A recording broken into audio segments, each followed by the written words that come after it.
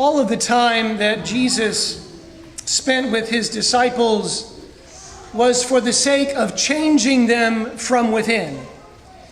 They stayed with him and listened to him and followed him because in doing so, they became more themselves. They were more alive. They were more aware of the beauty of everything. They were still fishermen. They were still tax collectors. They were still gruff and sometimes stubborn. But on the inside, they were becoming something else. On the inside, they were conforming their lives to that of Jesus. And certainly we see this in the life and writings of St. Paul, so much so that he finally reaches the point where he says, "It is no longer I who live, but Christ who lives in me." And friends, this is the heart, really, of the Eucharist, changing from within. This is why the Eucharist is the source and summit, but also the paradigm for all of Christian life. Now, I'm going to take a risk here. I'm going to take a risk and give you a 60-second lesson on Aristotle. Now, I know that seems a little daunting at 11 o'clock in the morning, but we're going to try it anyway. Because I don't want to assume that we understand why the church teaches what she does on the Eucharist. And if we don't understand this, then it doesn't make any sense at all.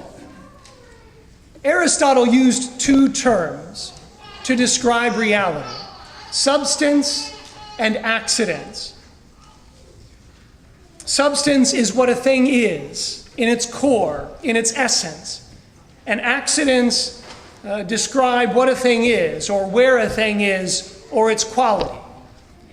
So I could say that this thing is a microphone, and I could say that this thing is black.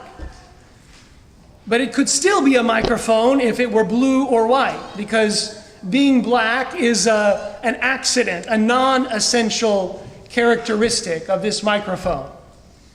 But it still remains a microphone because that's what it is, in its essence, in its core, a microphone. This is really interesting to watch your faces as I say this. So Aristotle says there is a distinction between substance, what a thing is, and accidents, what it looks like, what it tastes like, its quality, or its characteristics. So there's your lesson on Aristotle for the month, maybe the year. In the church, we use the word transubstantiation to talk about what happens in the Eucharist. The word transubstantiation means it moves from being one substance to another substance. Transubstantiation, one substance to another. In the Eucharist, the bread and wine change substances. They become the body and blood of Christ. But the accidents remain the same. It still tastes like bread. It still looks like bread, thankfully. It doesn't look like flesh and blood. That would be a little gross. Now, I know that some people will object to this. Some people will say, well, how can one thing be changed into another thing and still keep its appearance? And I suspect that the waiters at the wedding of Cana wondered the same thing. But they saw in front of them water changed into wine. I suspect that the people that knew Saul of Tarsus and saw how he persecuted Christians wondered how he became Paul the Apostle, defender of the faith.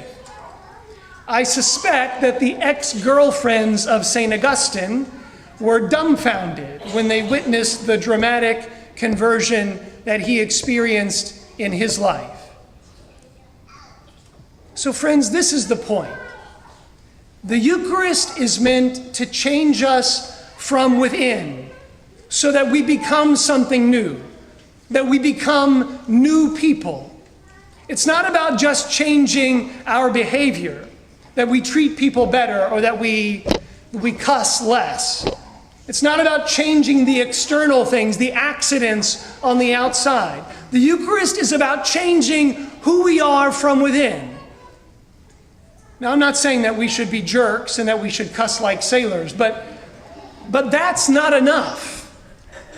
It's not enough just to change the external things, to change our behavior. Who we are has to change. The substance of who we are has to change. We need to become one with Christ at the core of our being. And then all the other non-essential things can come later.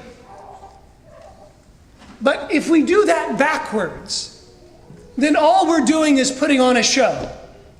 Because if we're not changed from within, but we act like we are, if we talk about Jesus but we don't imitate him, if we maybe even treat people nicely, but we don't do it because we've been changed from within, because we have this sincere desire to serve and love and follow Christ, then we're just putting on a show. Because Christianity and the Eucharist is about being moved from within, conformed to the person of Jesus. Archbishop Lambert Riley from St. Meinrad used to say, "What good is it if the bread and wine change, but we don't?" The change that happens in the Eucharist becomes visible in us. The greatest evidence that something divine has entered the bread and the wine is that something divine becomes visible in us, in the way that we live. And so we can't receive this gift lightly, because it comes with a tremendous challenge. Challenge to be the bearer of Christ in the world.